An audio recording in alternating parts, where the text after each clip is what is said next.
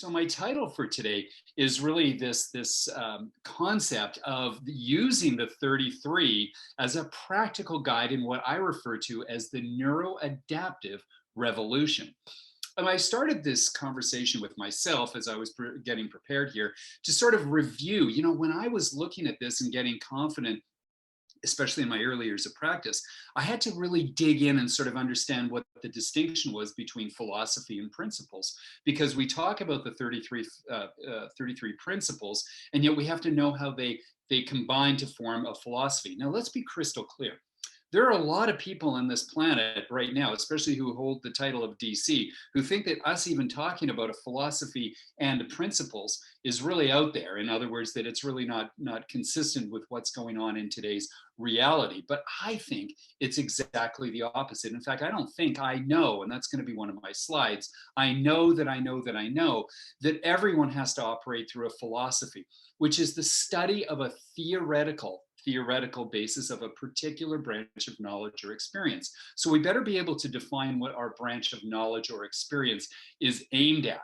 And once we get there, or once we define what that is, then we have to have a principle. In other words, the principles become the general laws or truths that are derived to logically develop this next concept, which is the philosophy.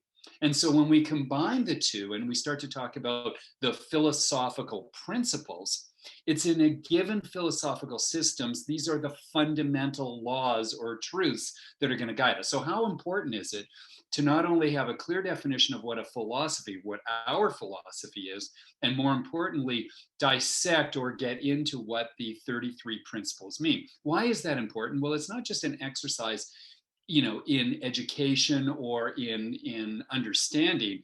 It's an exercise in application, because without philosophy, we are a rudderless ship. In other words, we'll be drawn into what Ayn Rand referred to as a mongrel philosophy. We'll be distracted to be drawn to the shiny baubles of what we think is chiropractic, but what we never really knew could be accomplished. So Stevenson was able to codify what we know are now the 33 principles.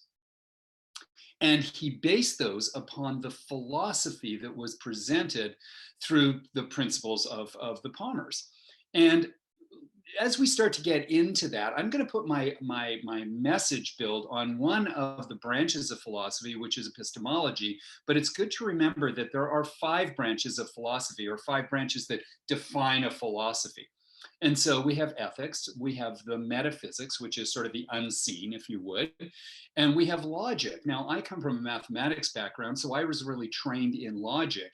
And the application of philosophy is so logical, but the application of chiropractic philosophy is genius, because as we're going to find out as we take a look at what the 33 principles codify, we start to recognize very clearly that they take us to a distinct philosophy that isn't of the medical origin, but is something far grander, which is talking about a philosophy of the expression of life.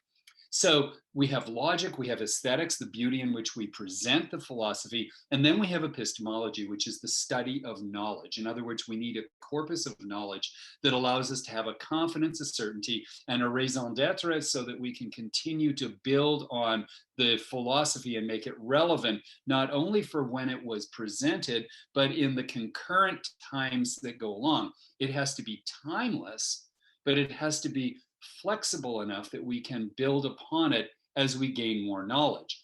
And so even though the philosophy was first expounded upon the world, if you would, in 1895, 125 years later, we still have the foundational principles, which are, as I see it, the 33 principles codify a philosophy of life expression as understood and guided by an individual defined as a chiropractor. And I think that's very clear, because chiropractic is distinct and unique, and devoid of that lexicon that we have, and devoid of that certainty that we have. Chiropractic, as I described before, is a rudderless ship. And as a result of that, we have to have this constant reflection of looking back and understanding that we are relevant to today's understanding and lexicons and worldview. And what I'm happy to present is that in a day-to-day practice, and what I know is because I have a chance to expand upon the philosophy and practice of chiropractic as I go through my journey, is that there has never been a time, number one, that we have been more relevant. And the second part is that the philosophy is so founded upon irrefutable truths that it is impossible when you dissect the philosophy and the principles that were presented to try and find a flaw within them. Now, some of the language may change just a little bit as we're going to talk about, but the reality is that 33 codified principles help us understand something which is far grander than the management of the physical frame and the health of the individual. It is a philosophy of life expression. And that to me is what drew me away from mathematics and into not a healthcare discipline, but really a human potential movement, which is so cool because you get to have it all as a chiropractor. You get to have this relationship with the human body. And that's what the 33 principles really define. So let me dig into where I think some of the most exciting conversations can happen in your day-to-day practice. Maybe not necessarily with your patients, but in the conversation you have, which then drives what you do each and every day. So these are my favorites, if you would, from the 33. And I could have kept going on and on and on. And I have a notebook full of notes as I was presenting this. But if you really take a look beyond the major premise, which we'll talk about in terms of, the principles of intelligence themselves, that really the thing that catches my favorite attention is the triune of life. First off, what a cool word triune is. But the triune of life brings together everything that the 33 principles really step towards. And that is intelligence, force, and matter. And Stevenson then goes on to describe the rationale as to why intelligence and its role is, and the same with force and the same with matter. So it becomes critically important that we understand that the principles that are being put forward here are designed primarily for the outcome of a philosophy of life expression, as I've said before. And so to have life expression, this philosophy that we define understands that there has to be intelligence. And what I struggled with was this very narrow perspective of intelligence that we were brought up with, which is this sense of human intelligence, which doesn't really help us until we start to understand the intelligence that's associated with universal intelligence and innate intelligence. And we have to recognize that the innate intelligence, being a subset of universal intelligence, is constructive, whereas universal intelligence is a destructive force. There's entropy that's involved. And we have to start to dig in just a little bit more as we start to understand intelligence and start to realize that when we start to look at universal intelligence, that we understand that this can and has been in the literature forever, because it's this indescribable. It is this omniscient, omnipresent process that is available. We can see it, but we can't necessarily define it fully. And so to do that, we have to recognize that universal intelligence is an order. And as a result of that, the subset, we have to have a living intelligence, or an intelligence that promotes or derives life from it. And that is what we define in chiropractic as an innate intelligence. And so what we are intentfully working with as chiropractors, because we are trying to maximize or elevate the expression of life, is that we need a deep understanding of what innate intelligence is and how we can interact with that, or at least how we can, positively influence remove the impediments, but positively influence the full expression of a full intelligent life. And to do that, we have to recognize that we have to combine matter with intelligence, and that's why we need force. There has to be a force that allows us, and to have a force, we have to have a transmittable system. And so that's what we're going to spend some time. If you remember from the very first moment that I opened this title page, I talked about the neuro-adaptive revolution. And so these forces need to be transmitted through this through this human matter, if you would. And as a result of that, we've been blessed and given this evolving concept, which is, phylogenetically developed all the way through, which is the functioning nervous system. So that's where I've spent much of my life, is understanding the value that chiropractors have in reorganizing to which by the way is a principle of intelligence, is reorganizing to a greater expression of the force through the matter. And I use the term organize because that's one of my favorites. And if we can just sort of put two words together, intelligence organizes. And that's a pretty cool concept, because if we understand that innate is operating at 100% of its potential 100% of the time, then what's the point of organizing? Well, we organized so that the expression of innate is able to be to participate in this world experience at 100% of its potential all the time.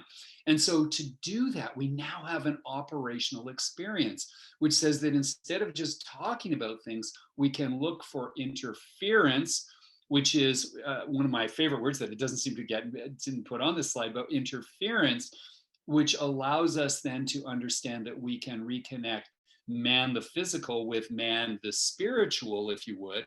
Man the physical is associated more with the innate intelligence, with man the spiritual, which is more of the combination of universal and innate forces. And so what we recognize is that if there is this essence of coordination towards a highly organized system, the next logical output is that organized systems operate more efficiently. And so that's where I've spent, as I said, my life is looking at the efficiencies of the transmission of forces through matter to express intelligence. Of course, the other one is that it takes time. And this is one of the joys of being in this worldview of the chiropractic model, is that when we take our focus off of what is so obvious to the patient, which is the pain and symptomatology, and we have a higher calling to look at function of the matter, but more importantly, expression of the potential and the intelligence, then we have to invoke what is the sixth principle, which is there is no process that does not take time. We have to have a level of patience. And and what I've written before and what I'll say here is that when you are certain of the outcome, you can afford to wait without anxiety. And what I mean by that very clearly is that you have to have an understanding of where universal forces have driven entropy to cause degradation into the matter, and have a realistic response as to what can be reorganized to a functioning and ever improving system. So these are cool concepts that tie together. And so what I'm talking about there in practical terms for day to day is you better understand your philosophies and time principles if you're going to be delivering care plans, because they have to be based upon not only objective outcomes, but intentful outcomes. And you have to have measurable models, whether it be, as I'm going to be discussing, whether it be a scanning technology, which looks deeper into the neurofunctional transmission of forces, or whether it is mostly associated with this evidence-informed approach, which is what the patient is experiencing themselves and defining to you as their life experience. Coordination. Well, coordination is probably one of the most important principles, because as we look deeper into the cellular concepts and we start to look at physical systems that have to work in complex order, then what we understand is that we can apply the principle not only of coordination, but in today's modeling, we talk about coherence. And we'll talk a bit more about that, because when we're looking at coherence within the central nervous system, it's very interesting to look and see what an incoherent system is, which is a wave pattern that has been interfered with. And we get into the principle of adaptation. And it's so interesting because as we look at principles number 23 and 24, Stevenson was very clear that innate has to be able to adapt to universal forces. And as a result of that, a living philosophy, or a philosophy of life expression, has to be able to understand and define what adaptation means and is. And we'll go through that a little bit more. And then, of course, one of the favorite terms we have is subluxation.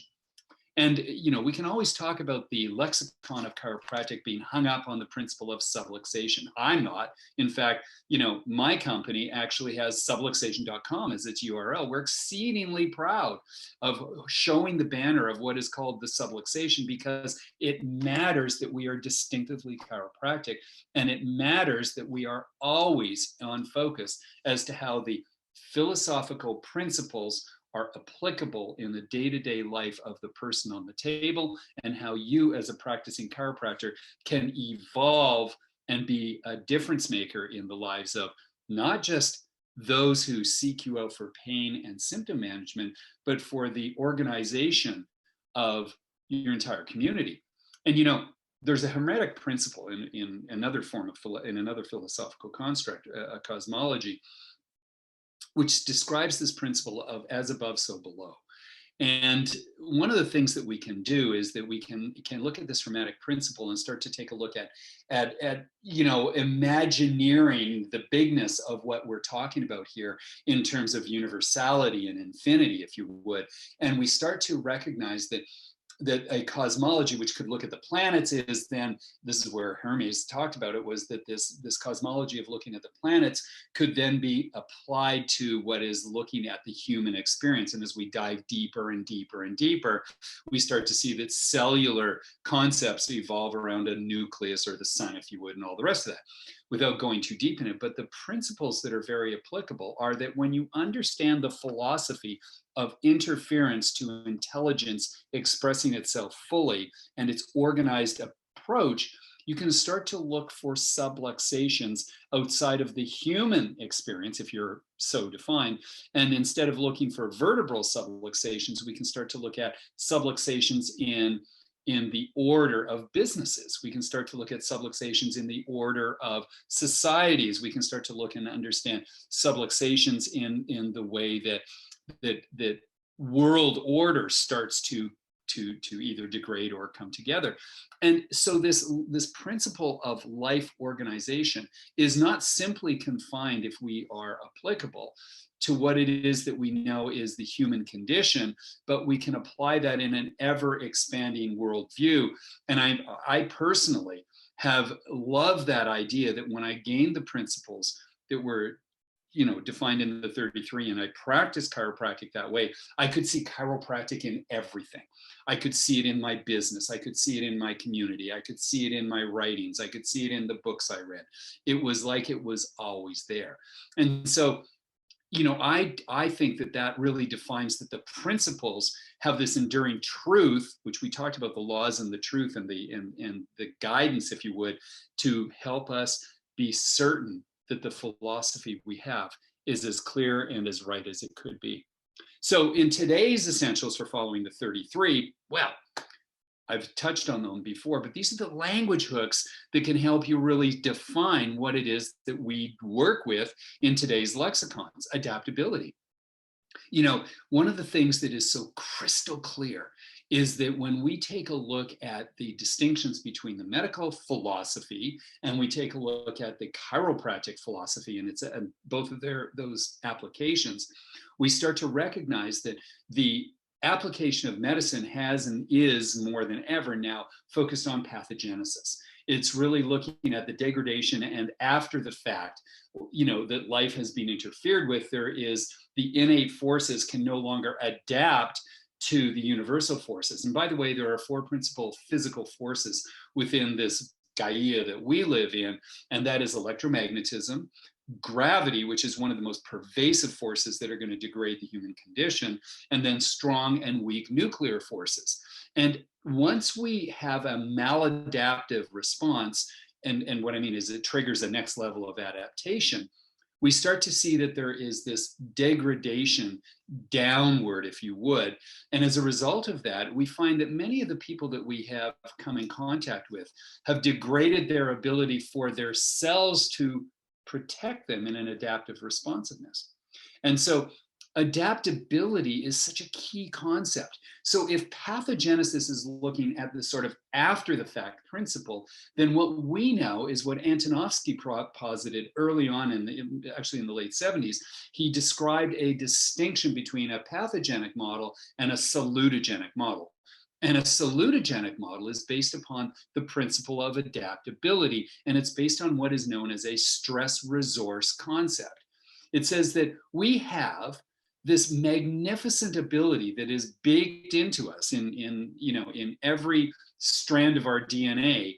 It's baked into us to succeed, which is so chiropractic, right? In other words, that we were given this ability to take innate intelligence, make it functional at the cellular level, and respond in an adaptive way.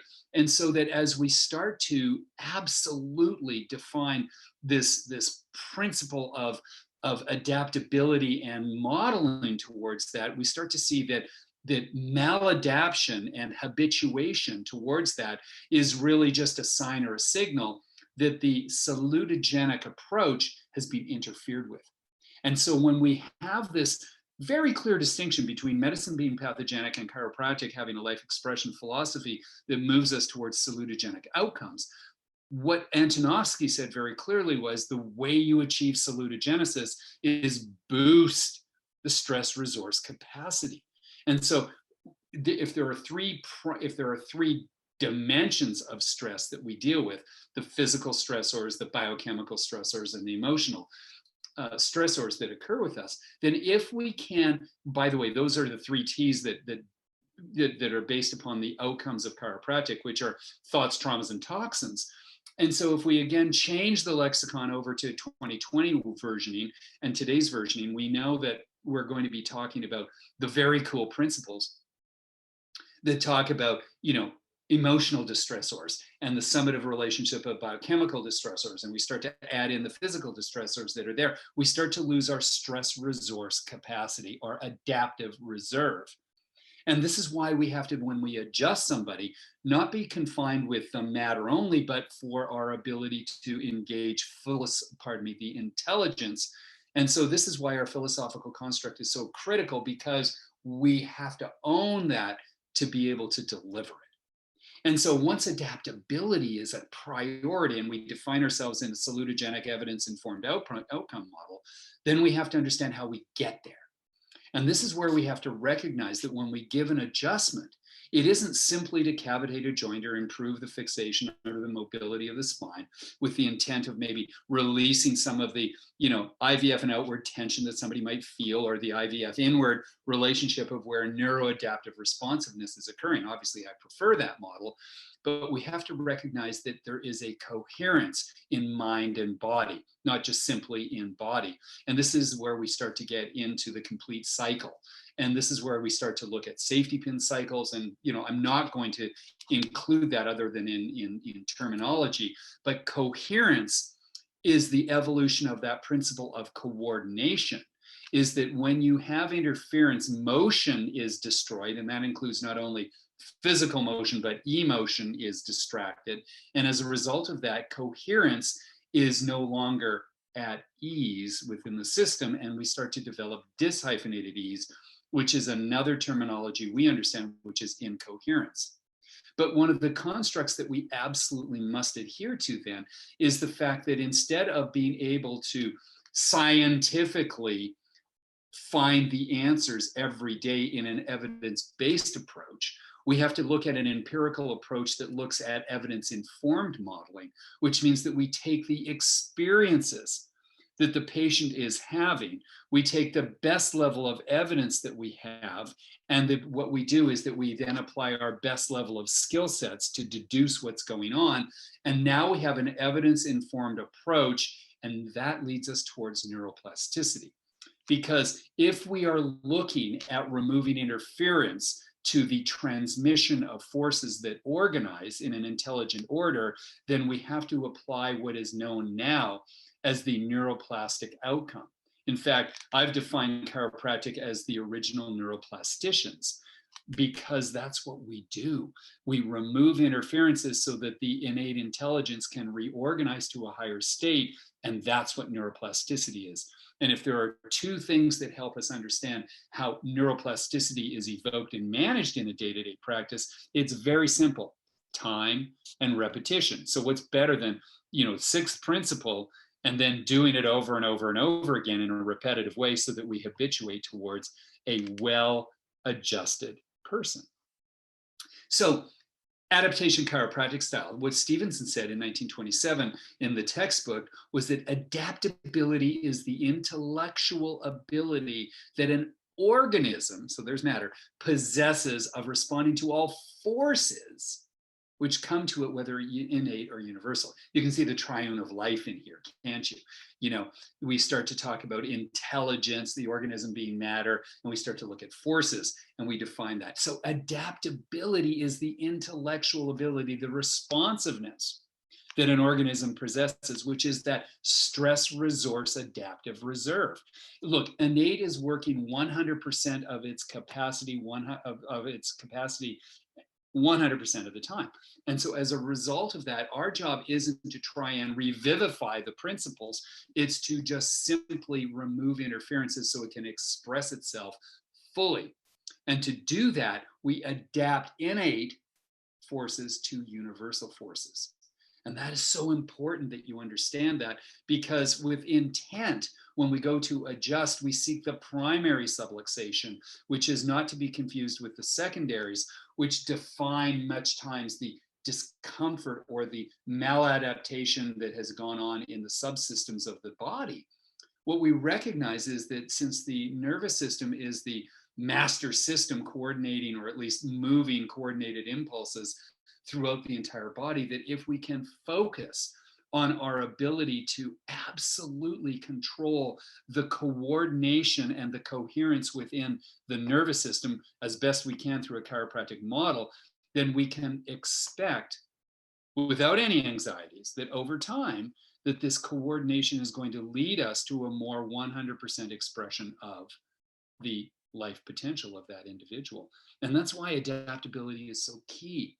And we've been blessed with subsystems of the nervous system to allow us to meet the demands of that physical, biochemical, and emotional mix, that recipe that's going on. And to do that, we have things like inflammatory responses, and we have things like immune responses that go along. These are the biological systems that innate is governing, so that it can be more adaptive and more responsive to the demands of a universal stress load. And so what we can do with that is recognize that when we clean up the communication within the body, then and we bring coordination between the mindfulness and the bodyfulness of that person, that what we can do is we can expect other markers, these biomarkers that are biologically responsive to adaptability, to change. So, I look forward in the scientific modeling and the evidence-based at times and evidence-informed approach, that we certainly are going to see that more evidence will come that chiropractic influences those adaptive regimens, like that inflammatory response, like that coordination towards a stronger immune responsiveness, to the ability to coordinate, right down into learning disabilities or abilities that are going on. So the behaviors are some of the modeling. So that executive thought of looking at the prefrontal cortex now as it relates to a chiropractic outcome is so clearly important.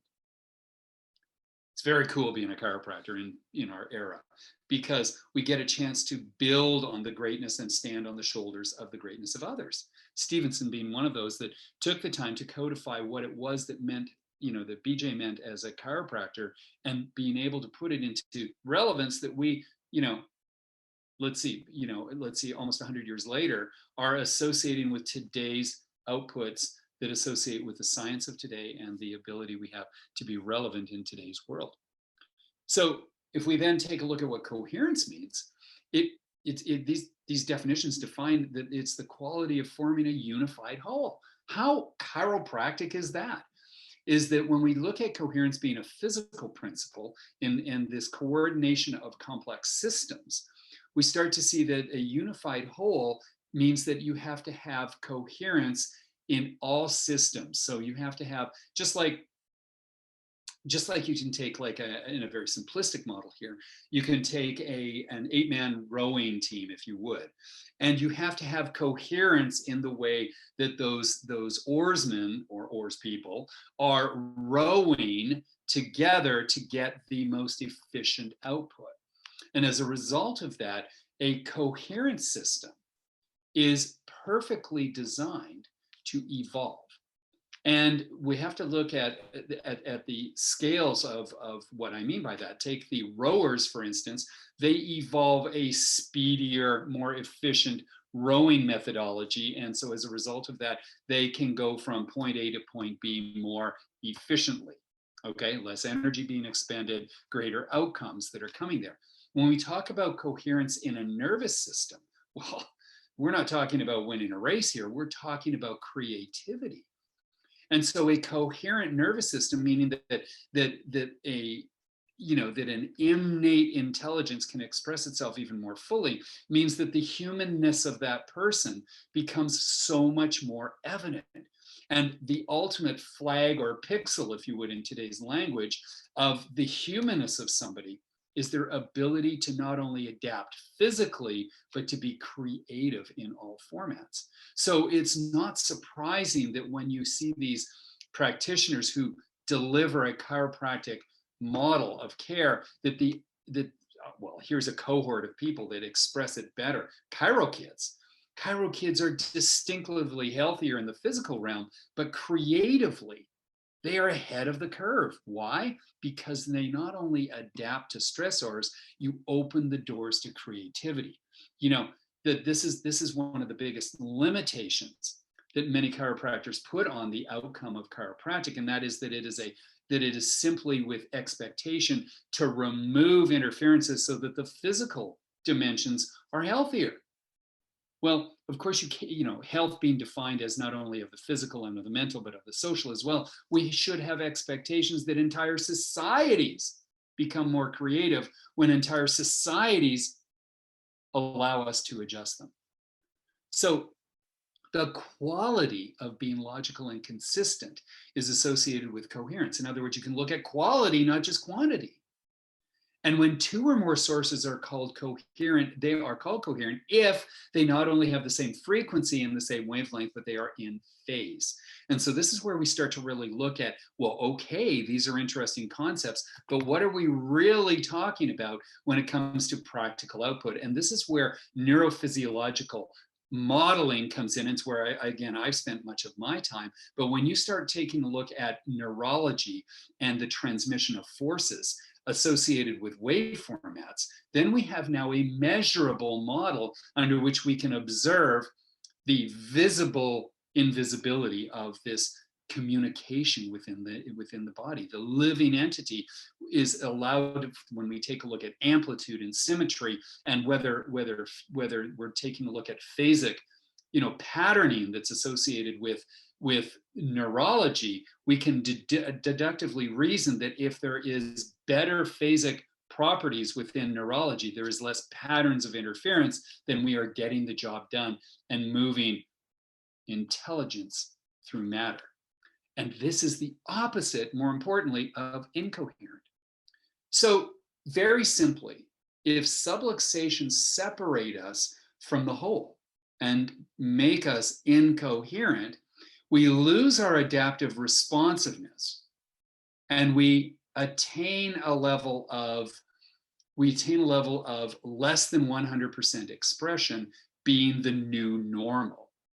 But when we adjust with the intent of reconnecting and developing more coherent or coordinated or ease states, then there is a higher expectation that we not only talk about simply the vertebral subluxation as having been removed, but we have expectations that in a neuroplastic model, and listen to this, that the nervous system never stops learning. And since the nervous system never stops learning, it becomes wildly more efficient, meaning that the outcome is that we see much more creativity in the human potential movement. And to me, that's why I want to put people on a lifetime of chiropractic care over a time and repetition model so that I can watch their slip and check models to see that they're staying in a coherence. I need to look deeper than say, how are you? Or do a leg check for me to be at that level of understanding. And that's why I've invested my time in looking at what it takes to look deeper and use a congruent technology model so that we can understand if the patient is subluxated at that neurofunctional level. Or more importantly, if they're reconnected at that neurofunctional level. And so we have to recognize and come to an agreement with ourselves that all roads lead through the nervous system. And since all roads lead through the nervous system, that means that if we can apply our skill and our art and understand the science of what it takes to be part of this neurofunctional wizardry, giving an adjustment which changes the wave format, which removes those, puts a canceling wave, if you would, into those incoherent wave patterns, then what it allows us to do is have an expectation that if we can see that the nervous system is becoming more efficient, that it comes out of these incoherent patterns, and we can see that there is an organized approach, and we look at the genius of the reorganizational modeling that's occurred, we can then again have this expectation that the intelligence is flowing more freely and reorganizing. And who wouldn't want to have not only the physical structures that are associated with intelligence moving forward, but those mindful outputs as well? You know, this is where we talk about the safety pin cycle and the normal complete cycle. But what we realize that in today's language modeling, that if we go and take a look using neurology as our definition, that we can take a look and measure and be congruent with many other forms of communication in the scientific world. We can talk about dyskinesia being associated with the subluxation, the loss of the range of the motoricity and the movement and the position within the body. And so it can't position itself in gravity. And if it can't position itself in gravity, being one of the four primal forces, then it's going to have a very high cost to that. And that's called dyskinesis.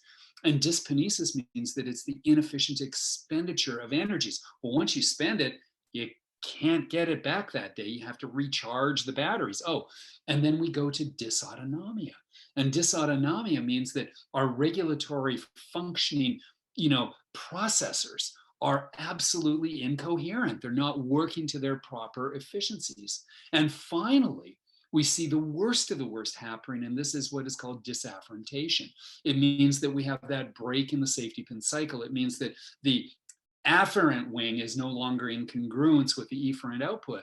And as a result of that, we know that there is this inefficient modeling that goes along with it. And so a neural efficiency is synonymous or congruent, if you would, with a nervous system that is in a learning state.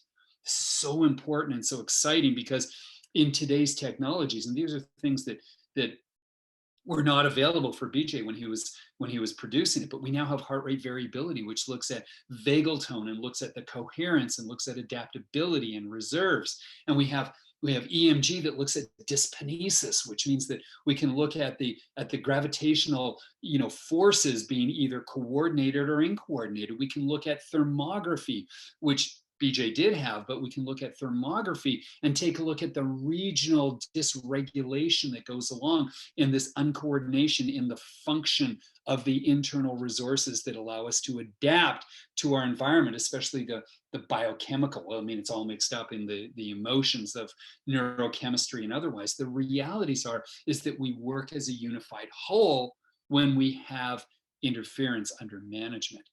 And so I put together this slide, which is sort of what I refer to as the chiropractic life cycle. And the chiropractic life cycle means that we're perfectly programmed. We're perfectly born into this world to adapt. And as a result of that, through the functioning nervous system and through the learning, we adapt to the most efficient state. And so adaptation is part of what leads us to survive, but at the same time, it leaves a stain on the nervous system if it isn't completely reorganized. And so we live in a slightly compensated or maladapted state. And this means that subluxations that are not detected early in the living cycle means that they propagate themselves for the entire life of that individual. And so they are adapting at all times, but they're functioning in a less than perfect way, because they have learned to habituate the maladaptive response to become the normal. And this is where we start to look at scan patterns, or patterns of interference that have become embedded within the core processors. And this means that when we see those, we have to start to recognize that our goal isn't to rip them out, that's medicine, but our goal is to nudge them to become more coherent. And when we do that, because we're with a learning nervous system, we start to get it so that there is this perpetuated developmental program of improvement. And because we see that the nervous system never starts learning, we should have no caps on it. There is no such thing as maintenance in chiropractic. Chiropractic is all about vitalization. And as a result of that, we don't want to put people on a maintenance of matter concept. We want to put them into this principle that we are constantly re-engaging the nervous system to seek more ways to be more efficient, to be more expressive, and that brings our humanness and our creativity out. And so that's why we want to constantly be adjusting a person, checking a person, ensuring that they are on a path towards greatness. And so time and repetition trigger reorganization, and this is where we get a chance to have intelligence, force, and matter coming together with the expression and the outcome of the anticipation of the chiropractor of life expression. How cool is that? Because I can wake up every day and get really excited to tie together man the physical with man the spiritual, knowing that the adjustments that I'm doing are specifically designed to do just that. So it's all in the plan. Adaptation leads to maladaptation when subluxated. That then becomes a habituated pattern. The nervous system never starts learning. Neuroplasticity becomes the solution in today's language. And we know that time and repetition trigger reorganization. So intelligence is expressed through the force and matter combination. And as a result of that, we have life expression. It gets so easy when you understand the 33 principles and apply them in today's lexicon.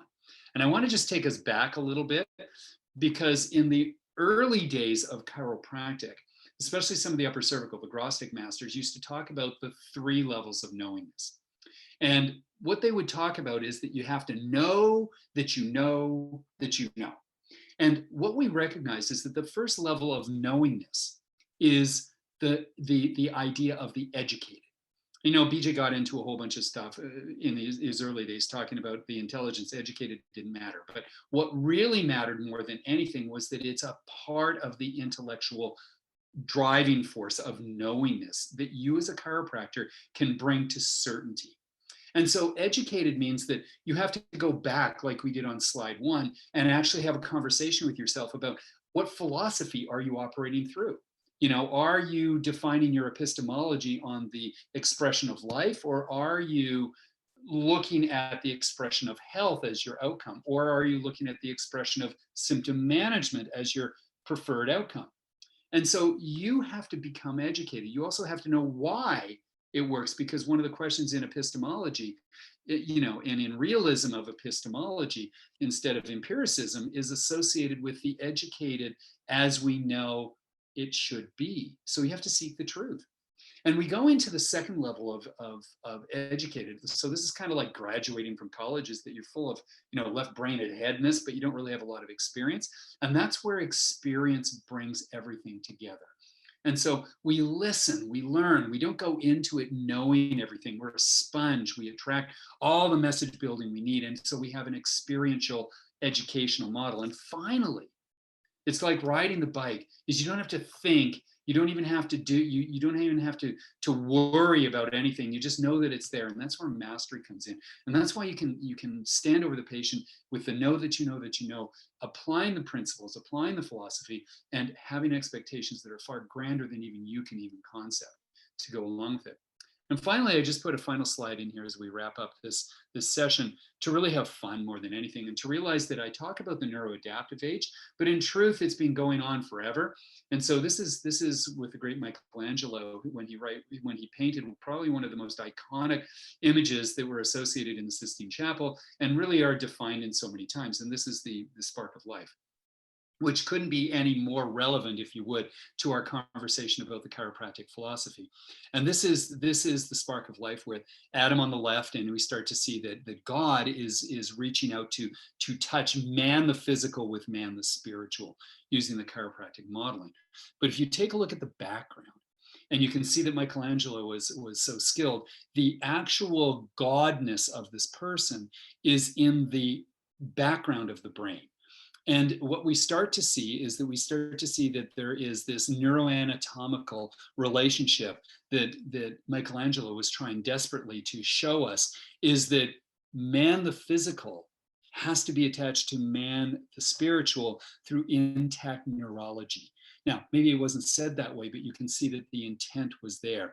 You can look at the neuroanatomy that is flowing through this image build and start to realize that although we are the 21st century evolution of what one might call the human potential movement coming through healthcare, that we have to accept the fact that although we are in this version of chiropractic, that the concept of man the physical being coherent with man the spiritual has been around long before even Michelangelo was painting this. So I hope you've enjoyed a little bit of the opportunity to think and feel what it's like to bring the practicality of the 33 principles and the idea of what chiropractic stands for into the neuro-adaptive age. Because when you take these ideas and promulgate them and get them based upon what you are as a chiropractor, I know that I know that I know that we can change the world and make it a better place for our kids and their kids and their kids and their kids. So